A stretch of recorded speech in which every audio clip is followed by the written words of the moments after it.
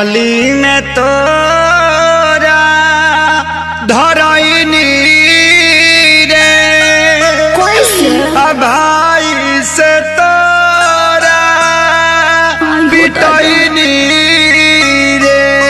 अरे का करे आइल रह हड्डी मसली सब देला से दूर अरे मरले साले कसम से भरा अरे मरले साले कसम से भरा अरे मरले साले कसम से भरा। अरे कहां कहां मरल अरे का बताइए बड़ा मरले बासा।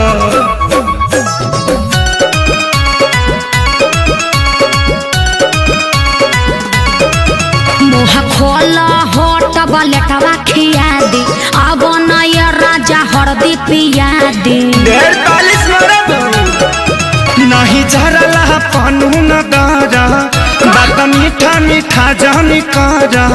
ओहो ऐसन कहे सोचता रह तनिको न कोइला हस विचार कुर्ता पाया टकुल ही देला सफार लहै हरदी गुड़ पी लो तका कर मिले हम आईनी रे प्यार में गलती भारी कईनी रे।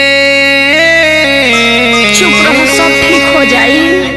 पूछा करू अब तू हर दिला गुड़ अरे मरले साले कसम से भरा अरे मरले साले कसम से भरा अरे मरले साले कसम से भरा। अरे चुप रहो चलो भोका माइस के सुई दिबा दी। वो कौन सुई है? दुख हरनी सुई। अच्छा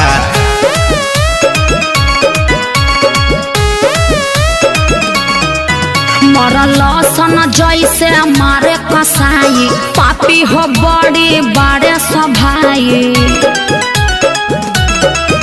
जनता रे खेसारी सभन के सब खेला है बचन के माने के नहीं मोहब्बत में हार ठीक नहीं कोइला सभाई हमार। अरे हेंगा कोई मारेला अरे इज्जत अपन हम लुटैनी रे आ सोनू के बात में पड़क गईनी रे। रहे के बायब तो तोरा से दूर अरे मरले साले कसम से भरा। अच्छा चुप अरे मरले साले कसम से भरा अरे मरले साले कसम से भरा। अरे बाप रे बाप दर्द होता। अरे लावा अमर लाता के पाता साट दी।